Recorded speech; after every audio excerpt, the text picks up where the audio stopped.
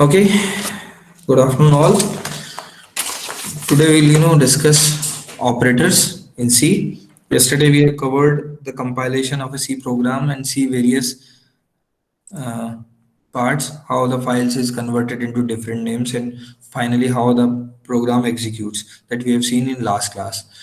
So today we'll discuss very important topic operators in C, है ना? तो बिल्कुल जहाँ पे भी अपने को लगे वहाँ रोक के मुझसे डिस्कस करें, ठीक है? You all have seen these kind of things.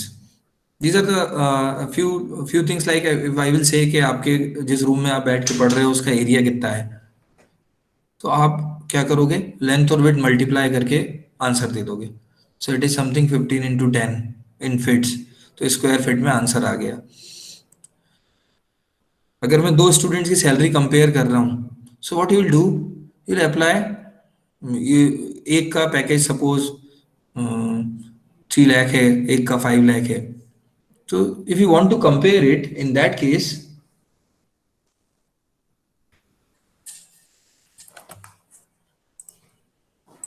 Class चल रही है मेरी, बोलो. वेट सर, हम थोड़ी देर में आ जाते हैं. 1 घंटा पूरा है. एक मिनट. हाँ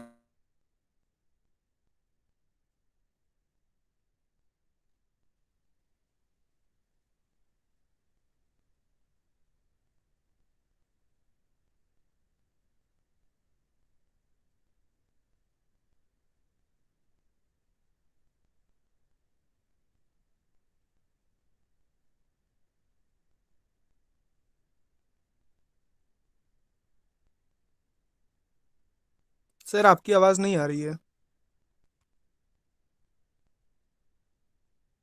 वेट, है ना, मैं एक स्टूडेंट से बात कर रहा हूँ, 2 मिनट में बात करता हूँ आपसे, है ना, 2 minute continue.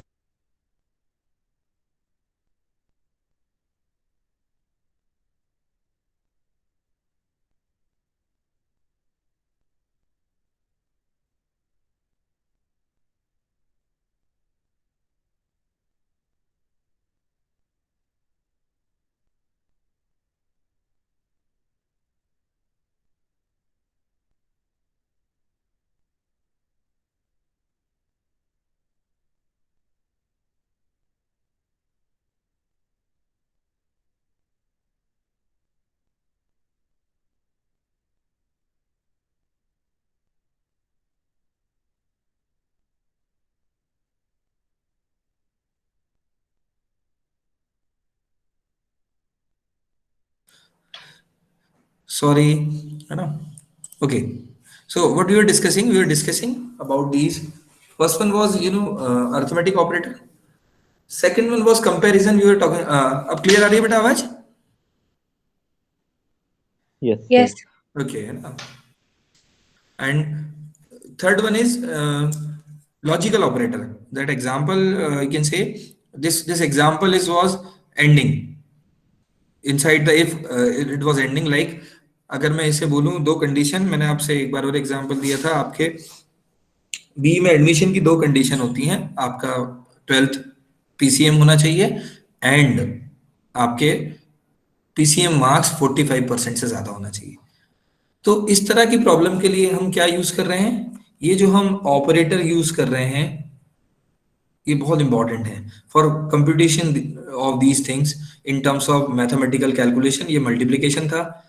In terms of comparison and in terms of logical operator के एंडिंग और ऑरिंग की बात कर रहे हैं कि मल्टीपल कंडीशन एंड ऑल. ये हमने नॉर्मली यूज करा है एरिया कैलकुलेशन, सैलरी कंपैरिजन, या फिर logical operator when we talk about both और one, any one, these type of conditions. So these type of things are very important. Operators are very important. Let us move for the next step to see what are the types of operators in C. So here we have arithmetic operators, just like we have seen the multiply to find out the area of your room and all. So we have this plus, addition, subtraction, minus, multiplication, asterisk, division, and this modulus operator. So these are known as arithmetic operation. We will see each of these operators with their applications, their rules, and other things separately. So first, what we are discussing, we are discussing the types of operators. So these are known as arithmetic operators. Now, these arithmetic operators are binary operators. These arithmetic operators are binary operators. What do you mean by binary operators? तो जिनमें दो अलग अलग values चाहिए होती हैं और जिनको ऑपरेट करने के लिए अलग अलग वैल्यूज क्यों चाहिए होती हैं ऑपरेट करने के लिए? कोई भी दो वैल्यूज चाहिए होती हैं मतलब We require दोनों दो word operand. हाँ मतलब We require to operand for that. तो ये बाइनरी है तो दो ऑपरेंड चाहिए एक ऑपरेटर के ये दो ऑपरेंड के साथ चलेंगे, है ना? और यूनरी जो है, these increment and second one is what? Second one is increment and decrement operators. तो ये डबल प्लस जो देख रहे हो ना, आप डबल माइनस देख रहे हो, ये इंक्रीमेंट एंड डिक्रीमेंट ऑपरेटर्स हैं. Double plus is for increment and double minus is for decrement. ये यूनरी ऑपरेटर्स हैं. They required only one operand. तो अगर मैंने ऊपर बोला ना बाइनरी है तो प्लस यूज होगा a plus B.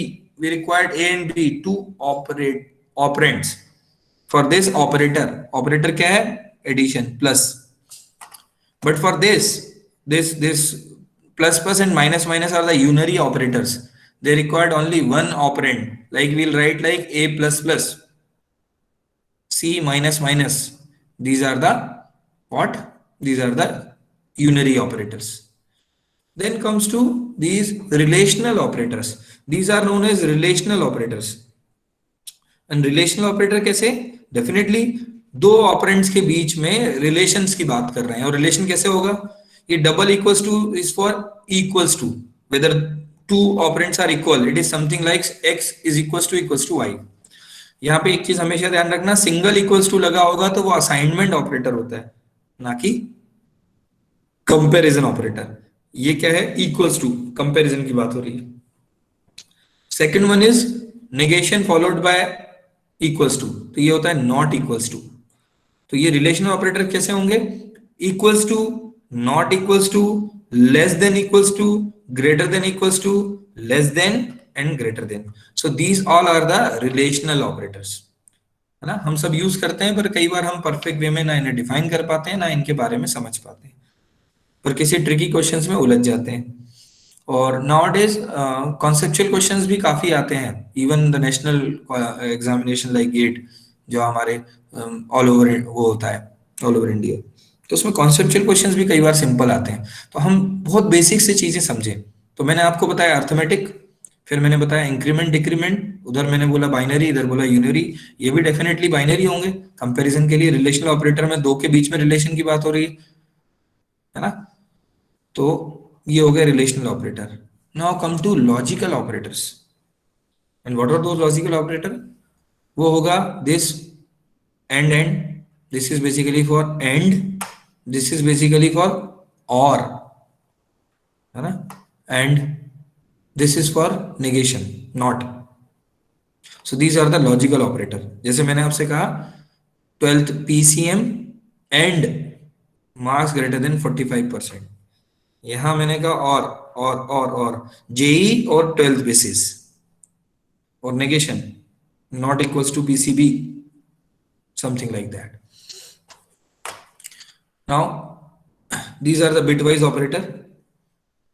This is AND, this is exponent or left shift right, है ना? left shift or right shift. Now come to assignment operators.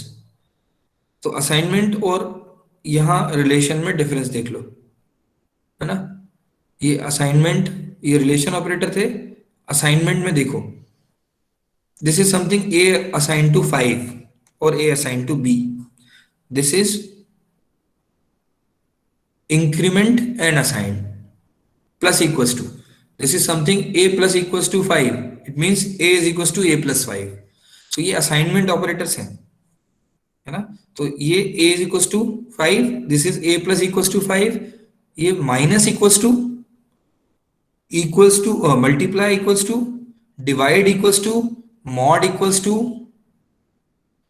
this is left shift equals to right shift equals to, and equals to exponent or so these are the assignment operators. ये सब हम आगे detail में one by one देखेंगे, अभी हम types पे focus कर रहे हैं। तो हमने अर्थमेटिक देख लिए, इंक्रीमेंट डिक्रीमेंट देख लिए, फिर हमने रिलेशनल ऑपरेशंस ऑपरेटर्स देख लिए, लॉजिकल ऑपरेटर्स देखे, बिटवाइज ऑपरेटर देखे और असाइनमेंट ऑपरेटर देखे।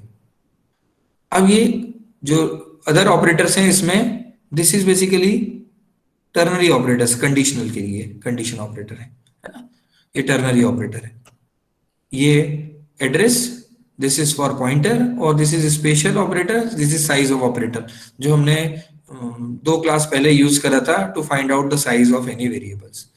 सो these are the types of operator: arithmetic, increment, rational, relational, logical, bitwise, assignment, and these some other special operators including size of and comma. So ये हम one by one इनकी category और इनकी क्या features हैं, क्या properties हैं जो इंपॉर्टेंट हैं हमें ध्यान रखना है। तो we'll start from where? We'll start from arithmetic operators. So we have seen arithmetic operators are addition, this plus, subtraction, multiplication, division and modulus. ये मॉडुलस बहुत इंपॉर्टेंट होता है। ये रिमाइंडर हमने जो भी 3-4 प्रोग्राम की बात करी थी, डिजिट एक्सट्रैक्शन, पैलिंड्रोम और ये सब, this is for finding out the remainder. तो मॉडुलस ऑपरेटर है। बेटा किसी का माइक ऑन था, ऑफ कर लो। अगर क्वेश्चन पूछना है तो रेज हैंड करना। नाउ तो ये अर्थमेटिक ऑपरेटर्स के लिए इंपॉर्टेंट बात क्या है ध्यान रखने की? All are binary operators. What does it means? तो अर्थमेटिक ऑपरेटर के साथ हमेशा के लिए नोट कर लेना, ये चीज ध्यान रखना कि अर्थमेटिक ऑपरेटर्स जो होते हैं वो बाइनरी ऑपरेटर्स होते हैं। Arithmetic operators are binary operators. और बाइनरी ऑपरेटर्स हैं इसका मतलब क्या है? It means 2 operands are required to perform operations. तो ये ए और बी अगर 2 ऑपरेंड्स हैं, so they are required to perform operation if you are using any arithmetic operation. तो ए प्लस बी जो मैंने लिखा है, तो ये OP1 और OP2 क्या है? ऑपरेंड्स हैं। और हमारा ऑपरेटर क्या है? प्लस। तो ए प्लस बी में ये दोनों ऑपरेंड है। It means these arithmetic operators are binary operators. They require 2 operand to perform operations. Okay. Can you tell me the result of this program? Just see and write into the chat box. What will be the output of this program?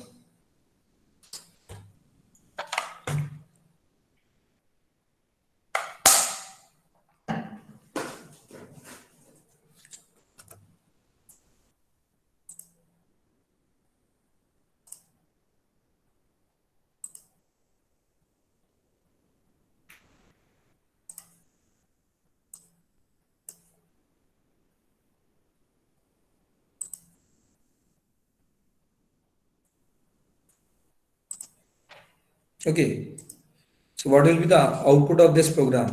Are you able to hear me?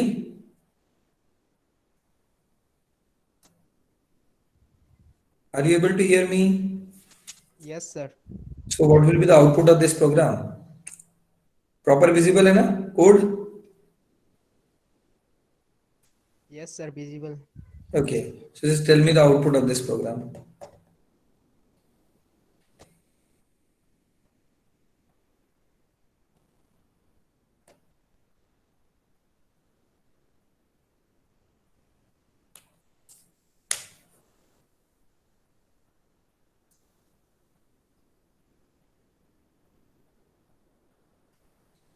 Okay, take A is equals to 9 and B is equals to 3.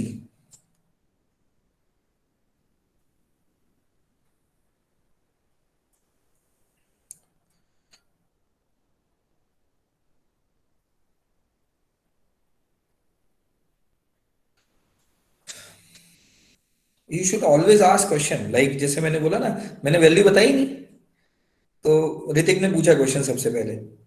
It should be like that. So तो answer तो 3 और 0 दिख गया है ना? क्यों? पहला बिल्कुल सही जिसने आंसर किया था कि पहला दे रहा है क्वेश्चन और दूसरा दे रहा है रिमाइंडर।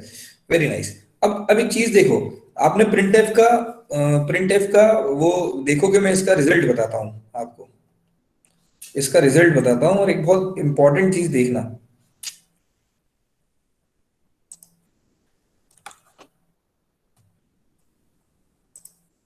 ये आया ना रिजल्ट 3 एंड 0, यही आया होगा ना सबका। A9 एंटर किया मैंने मान लो और B को 3 एंटर किया, तो आउटपुट क्या आया? A डिवाइडेड बाय B 3 आया और A मॉडुलस B क्या आया? 0। सही है ना? ये प्रिंटफ स्टेटमेंट में देख रहे हो, हमने जो भी इन्वर्टेड कॉमास में पहले लिखा वो क्या होगा? वो तो क्या होगा,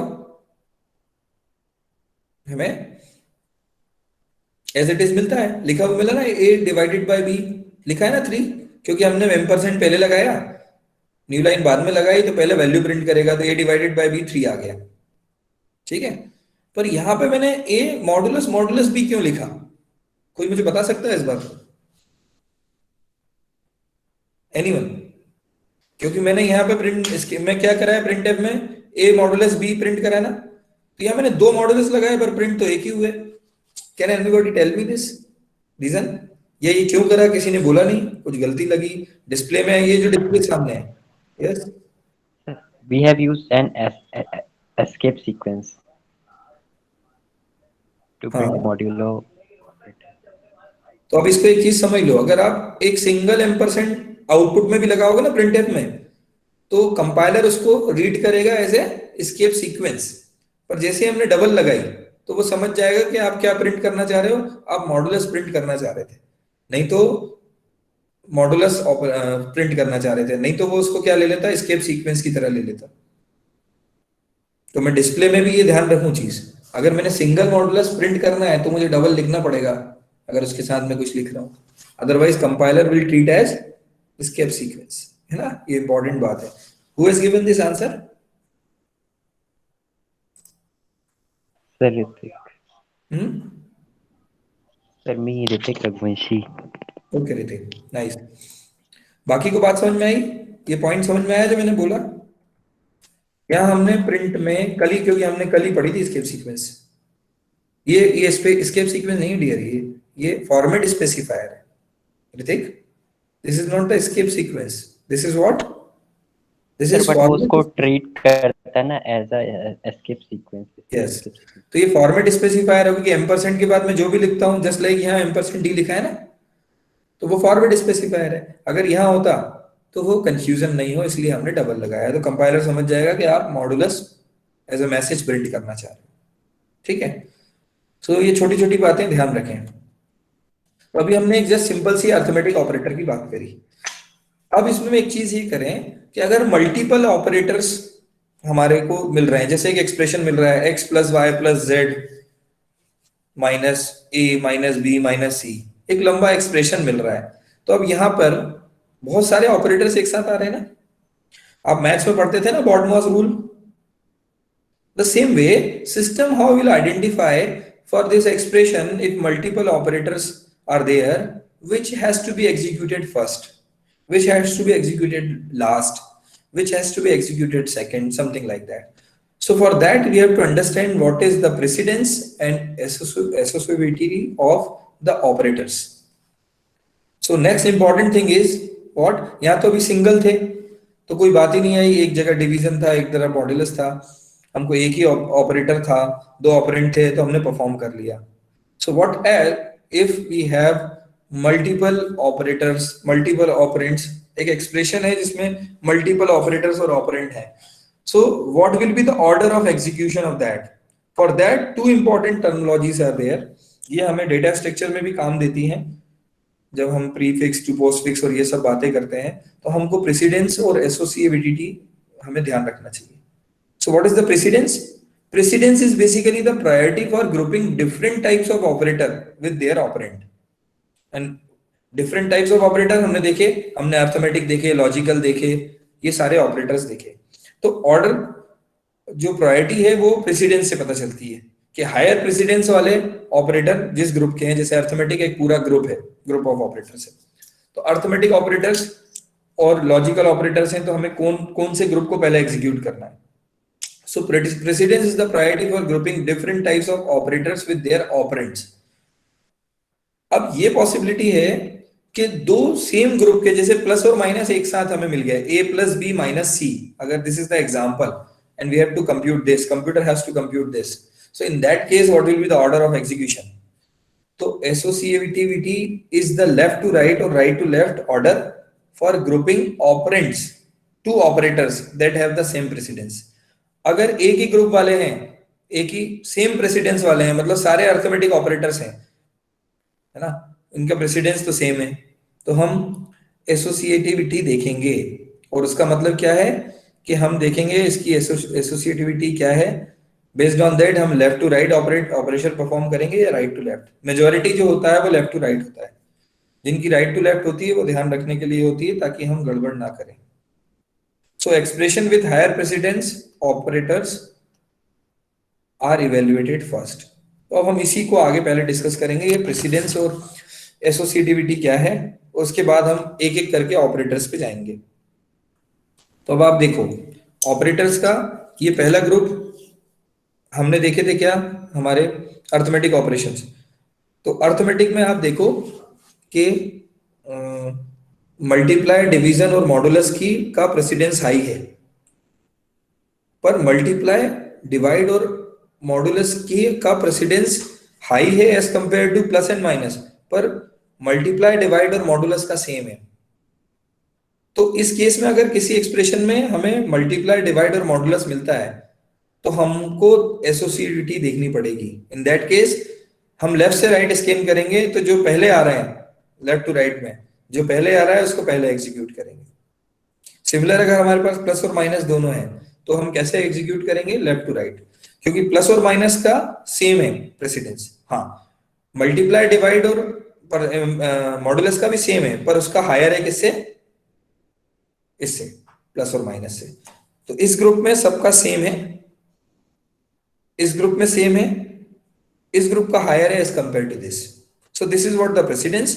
और अगर इस ग्रुप में बात करूं, सेम ग्रुप में प्रेसिडेंस सेम है, तो हम इस अकेले प्रेसिडेंस से काम नहीं चलेगा, क्योंकि सेम प्रेसिडेंस में क्या करेंगे, तो we'll deal with this with seeing this associativity. For that we'll move from left to right. So associativity is used when two or more operators are of same precedence. For example, plus and minus. Same precedence, there we'll use associativity. Okay. यहां तक की बात समझ में आई? Anyone is having any doubt? Anyone? No, sir. So should I move forward? Yes, Yes, sir. sir. Now evaluate this and give me the answer. First you try this, then I will explain each step for this. Chat box में लिखना है ना, बताना मत. Let's other also try this.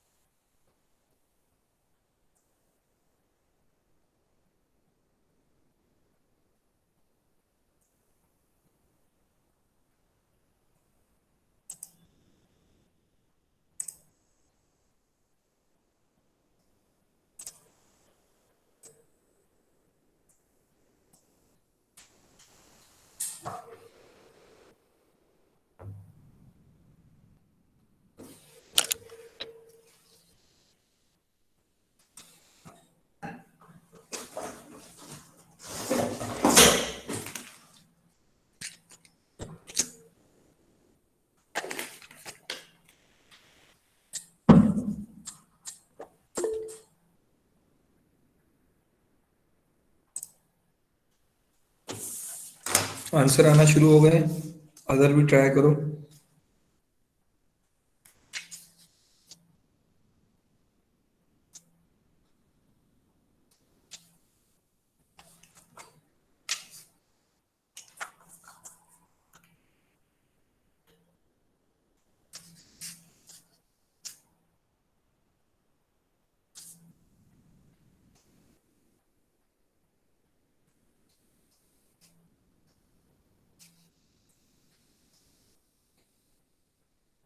Yes.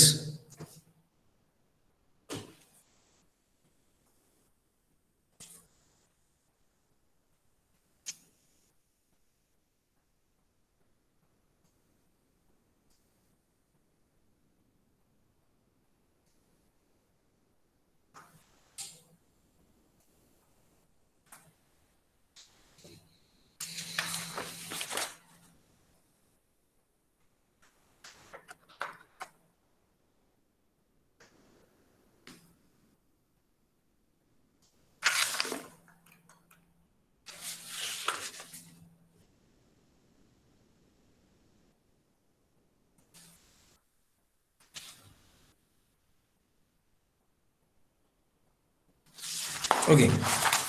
So, how many of you have given answer?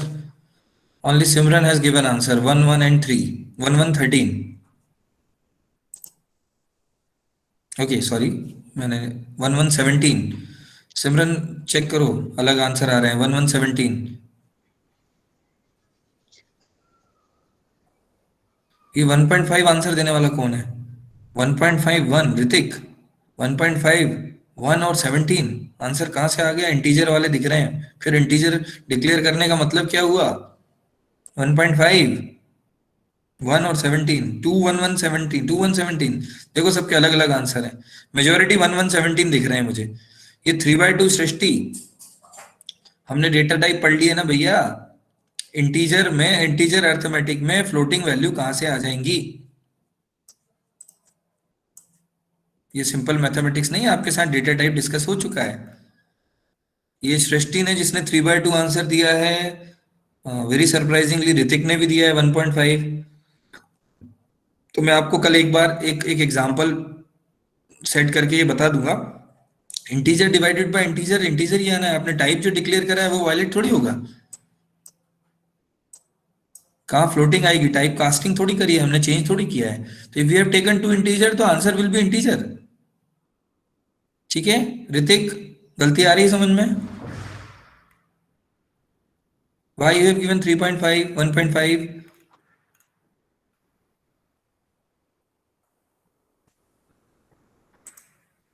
Okay, तो 1 by 1 देखें हम. just see this.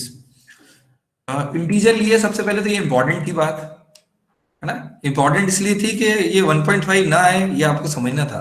ए मैंने लिया है 2 B3 C4. जब मल्टीप्लाई डिवीजन है, हमने कहा लेफ्ट टू राइट चलना है. ए इंटू बी मतलब 2 इंटू 3 6 डिवाइडेड बाय 4. तो 6/4 6/4. ठीक है, तो 6/4 आंसर 1 आएगा, क्योंकि अपन ने लिया क्या है? फॉर्मेट स्पेसिफायर इंटीजर, और ये सारे वेरिएबल क्या थे? इंटीजर. तो जब मैं किस तरह की वैल्यू प्रिंट कर रहा हूं? इंटीजर टाइप की. तो आंसर क्या आएगा इसका? 1. यहां हम ऑर्डर भी देख रहे हैं, और ये छोटी छोटी चीजें तो हमें हमेशा ध्यान रखनी है. और फिर ये छोटे छोटे ये कोड्स अपन रन करके भी देख सकते हैं. ठीक है, तो 2 इंटू 3 डिवाइडेड बाय 4 हमको देखना था. एक्चुअली इसको हम रिप्लेस करें. 2 into 3 divided by 4. Multiply divide वैसे भी कोई दिक्कत नहीं देगा. लेफ्ट टू राइट चलना था. 2 इंटू 3 6 डिवाइडेड बाय 4. आना तो चाहिए था 1.5, पर क्या है? इंटीजर वैल्यूज है, स्पेसिफायर हमारा इंटीजर है, वैल्यू आएगी 1. यहाँ प्लस और माइनस देखो. 2 + 3 5 - 4, आंसर इज 1. और फॉर्मेट स्पेसिफायर क्या है? इंटीजर है, %d. अब ये इंपॉर्टेंट क्यों था? अगेन, ये तो हम डिस्प्ले में कर रहे थे मैसेज. मैंने फिर कहा ये प्रिंटफ इन्वर्टेड कॉमास के बीच क्या है? हम या तो फॉर्मेट स्पेसिफायर या मैसेज, ये दोनों चीजें डालते हैं. अब यहाँ देख लो, यहाँ पे क्या था? एक्सप्रेशन था a + b multiply by a + b into d - c %a. तो ये बहुत इंपॉर्टेंट हो जाएगा. इसको इवेल्युएट कैसे करेंगे? Although majority of you have given 17 answer and that is correct, है ना. आंसर 17 इज करेक्ट, और बहुत सारे लोगों ने दिया, है ना. पर हमको उसको स्टेप बाय स्टेप समझना है. जिनने नहीं दिया उनको समझ लें, है ना. तो जिनने नहीं दिया उनके लिए, जिनने दिया वो भी हो सकता है गलती. यहाँ पे देख लो, मुझे डिस्प्ले में क्या लाना था? a + b into d - c %a this. अब ये %a अगर मैं लिखता ना, तो कल आपको याद हो फॉर्मेट स्पेसिफायर में %a is for basically music sound था ना. %a this was our format specifier. Sorry, वो क्या था? हमारी सीक्वेंस में था. ठीक है, तो % अकेला फॉर्मेट स्पेसिफायर मुझे ध्यान रखना है. तो अकेला % आएगा तो वो इट विल ट्रीट एज कि हमने कोई स्पेसिफायर, फॉर्मेट स्पेसिफायर की बात कर रहे हैं. तो इसलिए अगर डिस्प्ले में चाह रहे हैं तो हम क्या करेंगे? Will use 2 %. अगर एक % प्रिंट करना है तो ये डिस्प्ले में ऐसा आएगा. तो अगर इसका मैं एग्जीक्यूशन देख लूं, ये बात तो मैंने आपको रिपीटेडली बताई. a + b into d - c %a. तो अब हमारे पास दो टाइप के ऑपरेटर्स हैं. प्लस माइनस का प्रेसिडेंस सेम है, और मल्टीप्लाई और मॉडुलस का प्रेसिडेंस सेम है. है ना। पर अगर देखा जाए तो हाईएस्ट किसका होगा, मल्टीप्लाई और एम्परसेंड का। तो सबसे पहले तो ब्रैकेट यूज करना चाहिए ऐसे केस में। तो A plus B into D पे ब्रैकेट्स और सी मॉडुलस ए में। अब ये दोनों पहले एग्जीक्यूट होने हैं और एज पर रूल जो हमने डिस्कस किया लेफ्ट टू राइट। तो सबसे पहले बी इंटू डी हम कंप्यूट करेंगे। तो ए क्या था हमारा, 2, क्या था ए 2 B3 C4 और D5। तो हमने बी और डी मतलब 2 और 4, 2 और 5, 3 4 5 ना, 2 2 3 4 5, तो 3 और 5, तो a प्लस 3 इंटू 5 करा, फिर हमने करा 4 मॉडुलस 2, c था 4 और a 2 था, तो 3 इंटू 5 आया 15 और 4 मॉडुलस 2, मॉडुलस ऑपरेटर क्या देता है, रिमाइंडर देता है, तो वैल्यू आई 0। तो हमारे पास आया a को हमने सब्स्टिट्यूट करा, a की वैल्यू 2 थी, 2 प्लस 15 माइनस 0। ये स्टेप बाय स्टेप इसलिए समझा रहा हूँ, और मल्टीपल एक्सप्रेशन और ये हो जहां पे कॉम्प्लेक्स हो जाए ये चीज, तो वहां पे आपको ध्यान रखना पड़ेगा। वहां पे आपको क्या ध्यान रखना पड़ेगा कि हम स्टेप बाय स्टेप चलें। अब प्लस और माइनस दोनों का प्रेसिडेंस सेम है, तो we'll move from left to right. तो पहले 2 प्लस 15 एग्जीक्यूट करा तो आया 17, फिर मेरे पास बचा 17 माइनस 0 एग्जीक्यूट करा तो आंसर 17 आया। This is the way of writing these type of questions अगर आपसे पूछे जाते हैं, इवन थ्योरेटिकल ऑल्सो। और कॉम्प्लेक्स प्रॉब्लम में हमको ऐसे ही स्टेप बाय स्टेप सॉल्व करना आना चाहिए। तो here you can see the answer will B 1 1 and 17। Answer will B 1 1 and 17, और बहुत सारे लोगों ने सही आंसर दिया। यहाँ मैं बार बार फोकस इन सब पे भी इसलिए कर रहा हूँ कि हम जैसा डिस्प्ले में चाहते हैं वो लाते समय अगर हम ये पॉइंट याद नहीं रखेंगे तो ये ऐसे ऐसे सिंबल्स जिनका अपना मीनिंग है वो हमें प्रॉब्लम क्रिएट करेंगे। स्पेशली एस्केप सीक्वेंसेस और format specifier will create the problem. तो ये तो सही था, है ना। अब इस पे अपन और आगे क्वेश्चंस देखेंगे। अभी मैं एक और चीज डिस्कस कर रहा हूँ, and that is what one very important thing, और वो है increment and decrement operators. Increment and decrement, कोई ऐसा पेपर नहीं होता गेट का जिसमें इस पे क्वेश्चन ना आया हो। कोई ऐसा कोई पेपर नहीं हुआ गेट पे जिसपे प्री इंक्रीमेंट और पोस्ट इंक्रीमेंट पे क्वेश्चन ना आया हो। आपको प्रोग्रामिंग में जब भी असाइनमेंट आउटपुट और इस तरह के प्रोग्राम दिए जाते हैं कंफ्यूजिंग, वो भी यहीं से आते हैं। तो this is also very important. तो इंक्रीमेंट और डिक्रीमेंट जैसा नाम ही बोल रहा है, इंक्रीमेंट बढ़ाने के लिए, डिक्रीमेंट घटाने के लिए। तो ये इंक्रीमेंट और decrement operator is used to increment operator is used to increment the value of a variable by 1, है ना। If we are writing a plus plus plus plus, it is for incrementing the value by 1. Similarly, decrement operator is used to decrement the value of a variable by 1. तो अब अगर आप यहाँ देखो increment का मैंने जो एग्जांपल दिया है, integer a is equals to 5 और we have written a plus plus. What does it mean? It means value of a will be incremented by 1. तो a वैल्यू क्या हो गई, अब 6 हो गई। Similarly, if we talk about decrement, so suppose this statement is integer a is equals to 5 and we have written a minus minus, so the value will decrement by 1. अब जो आपसे इससे पहले एक चीज कही गई थी कि जो इंक्रीमेंट और डिक्रीमेंट ऑपरेटर्स हैं वो यूनरी ऑपरेटर है। तो आप देख रहे हो ये क्या है, a प्लस प्लस, एक सिंगल ऑपरेंड पर ये ऑपरेटर अप्लाई हो रहा है, ये यूनरी ऑपरेटर है। और a प्लस प्लस का मतलब क्या होता है, a प्लस प्लस का मतलब होता है a is equals to a plus 1. Similarly, a minus minus का मतलब होता है a is equals to a minus 1. ये बहुत इंपॉर्टेंट है क्योंकि इसमें हमें प्री इंक्रीमेंट, पोस्ट इंक्रीमेंट, कई बार एक्सप्रेशन में हमको कंफ्यूज करा जाता है कि ये बाइनरी ऑपरेटर है कि वो यूनरी ऑपरेटर है, तो ये भी हमें समझ में आना चाहिए।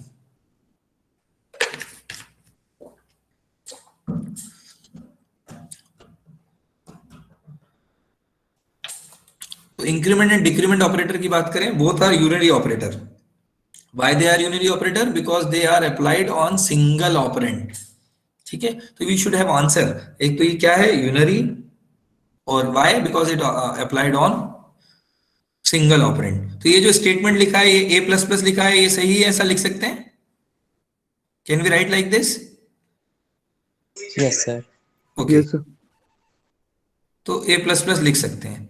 अब अगर एक स्टेटमेंट लिखा मिलता है आपको a प्लस प्लस a, क्या ये सही स्टेटमेंट है, एम्बिगुअस है, क्या प्रॉब्लम है इसके साथ?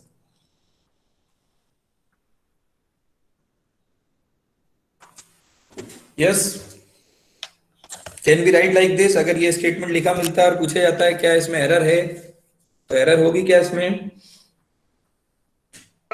Yes sir, error होगी. कितने लोगों को लगता है एरर नहीं होगी?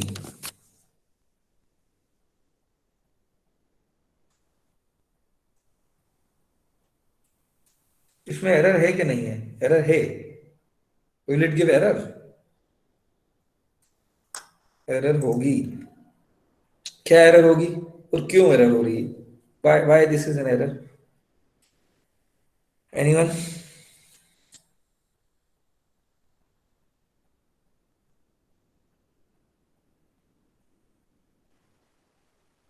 Yes, anybody can give answer.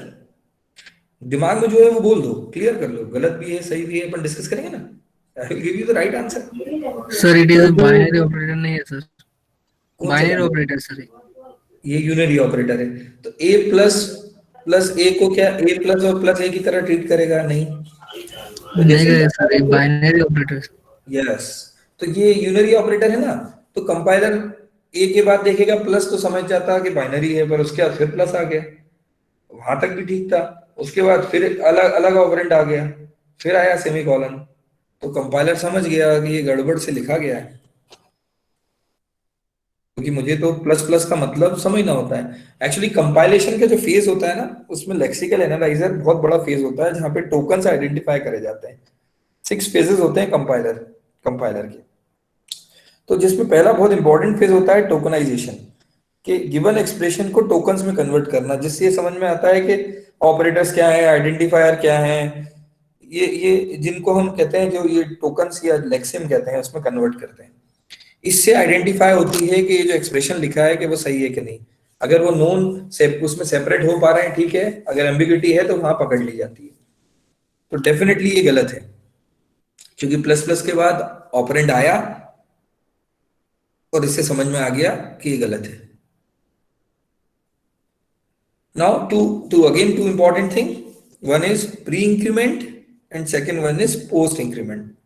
तो इंक्रीमेंट और डिक्रीमेंट में दो चीजें, प्री और पोस्ट. ये बहुत इंपॉर्टेंट होगा समझना, क्योंकि इसी से कंफ्यूजन होता है. जो आपसे पूछा जाता है what will be the output of the program, जिसमें आप गलती करते हो.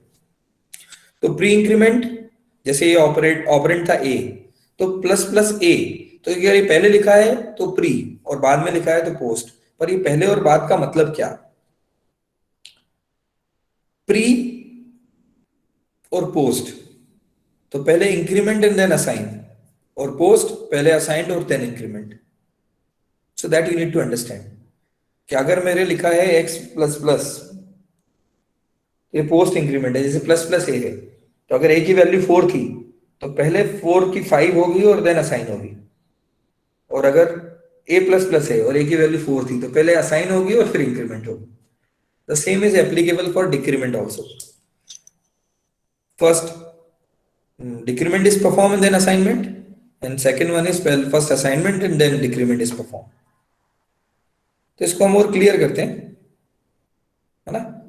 ये हमें क्वेश्चन से क्लियर करना है. पर अभी जैसे मैंने ये क्वेश्चन ये यहाँ पे बोला था, the same way we have to C.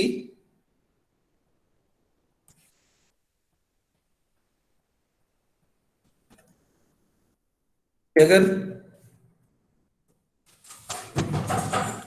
a plus B, इस एक्सप्रेशन में प्लस प्लस है, और मतलब एक एक्सप्रेशन है a plus B in brackets, और उसको अगर मैं इंक्रीमेंट करूं प्री या पोस्ट, तो एरर आएगी. तो क्या आएगी? एरर आएगी. ये ध्यान रखना. जैसे यहां लिखा था प्लस प्लस ए, अगर इस प्लस प्लस ए की जगह में plus plus in brackets A plus B करता, अब ये मैंने एक स्लाइड मिस हो गई मेरी, ये बाद में आंसर ही डायरेक्ट आ गया, एक स्लाइड में मिस कर गया, है ना. तो ये एरर आएगी. ये इंपॉर्टेंट है, that you need to understand. Increment और डिक्रीमेंट में जब हम इनकी बात कर रहे हैं तो हम ऑपरेंट सिंगल उसकी, क्योंकि यूनरी ऑपरेटर मैंने बोला था, तो एक ऑपरेंट होना चाहिए, कोई मेमोरी लोकेशन होल्ड करने वाला वेरिएबल होना चाहिए जिसपे हम क्या परफॉर्म कर रहे हैं, प्री इंक्रीमेंट या पोस्ट इंक्रीमेंट. तो अगर इस तरह का एक्सप्रेशन मिलता है, एक्सप्रेशन के साथ प्री या पोस्ट इंक्रीमेंट मिलता है, तो वो एरर होगा. और रीजन क्या होगा? we cannot use R value before or after increment or decrement operator. So do you know what is R value? L value and R value सुना है? No, sir. L value और R value सुना है? Anyone?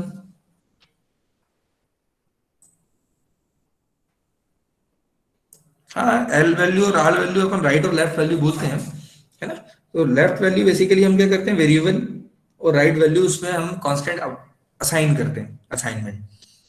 पर इसको ऐसे समझो, जब मैं a इज इक्वल टू 5 लिखता हूं तो a एक्चुअली क्या है, वेरिएबल नेम है जो नेम एक मेमोरी लोकेशन को रिप्रेजेंट करता है, और 5 एक कांस्टेंट वैल्यू है उसकी करस्पॉन्डिंग। तो ये जो लिखा है ना, you can not use r value before और आफ्टर इंक्रीमेंट डिक्रीमेंट ऑपरेटर।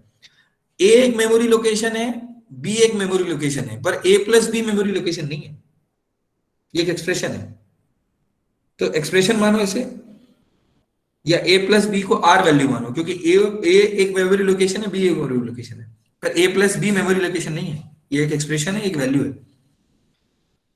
तो कभी भी r वैल्यू की टर्म्स में अगर को इंक्रीमेंट डिक्रीमेंट की बात करेंगे हम, है ना, तो वो क्या होगा, it will give the error. और एरर क्या देगा compiler, L value required as increment operand, ये एरर आएगी आपसे कंपाइल से। तो एक बार ध्यान रखना, एरर क्या आएगी ये भी पता होना चाहिए कि एल वैल्यू इज रिक्वायर्ड, जबकि हमने क्या दिया है, आर वैल्यू। और एल वैल्यू मतलब जैसे मैंने कहा एज इक्वल टू 5, है ना, और इसमें क्लियर करते हैं एल और आर वैल्यू को। एल वैल्यू क्या है, एल वैल्यू जिसको हम लेफ्ट वैल्यू भी कहते हैं, simply means an object that has an identifiable location in memory, that is it must have an address. जैसे मैंने बोला integer a is equal to 5, तो ये a जो है ना, ये आइडेंटिफाइड लोकेशन है, इसका नाम है a, मेमोरी लोकेशन है, और उसकी वैल्यू 5 दे रखी है। तो ये जो a है ना, ये मेमोरी लोकेशन है, ये है एल वैल्यू, और जो 5 है वो है R value. In any assignment statement, L value must have the capability to hold the data. तो A is equals to 5 में A is having the capability to hold the data. L value must be a variable because it has have the capability to store the data. ये अपन ने discuss कर लिया। L value cannot be a function, cannot be a expression like a plus b or a constant जैसे 3, 4, 5, 6। तो ये चीजें नहीं होंगी L value में, क्या होंगी वो हमने डिस्कस कर लिया। Similarly, R value क्या होगी? R value means an object that has no identifiable location in the memory. तो ये जो 3, 4 जो नहीं होगी ना, वो सब R value है। Anything which is capable of returning a constant expression or value, वो R value होगी। Expression like a plus b will return some constant value, तो ये सब क्या होंगी, R value। तो ये बहुत इंपॉर्टेंट था जो भी अपन ने डिस्कस करा। तो जब इस तरह की चीज में दिया रहता है कि what will be the error, what will be the output, और आपको क्वेश्चन में दिया रहता है a 3 है, b 5 है, a plus B plus plus, क्या वैल्यू आएगी, एरर आएगी, तो क्या एरर आएगी। तो इस तरह के क्वेश्चंस आते हैं, उसके लिए यही कॉन्सेप्ट था जो अभी हमने डिस्कस किया। अब देखो, अगर a प्लस प्लस है तो इसका मतलब है a is equal to a plus 1, जहां पे a क्या है, एक वेरिएबल है जो एक मेमोरी लोकेशन है, तो उस पर वैल्यू क्या हो जाएगी, ऐड हो जाएगी। पर जैसे ही हमने लिखा a plus B is equal to plus plus, a plus B एक एक्सप्रेशन है, और a plus B plus plus का मतलब क्या होगा, a plus B plus 1। a plus B अपने आप में ही कोई मेमोरी लोकेशन नहीं है, तो उस पर इंक्रीमेंट कैसे होगा, that's why it will give the error. और एरर क्या आएगी, compiler is expecting a variable as an increment operand but we are providing an expression. तो कंपाइलर एरर देगा L value required as increment operand, so compiler will give this error which does not have the capability to store data। ठीक है,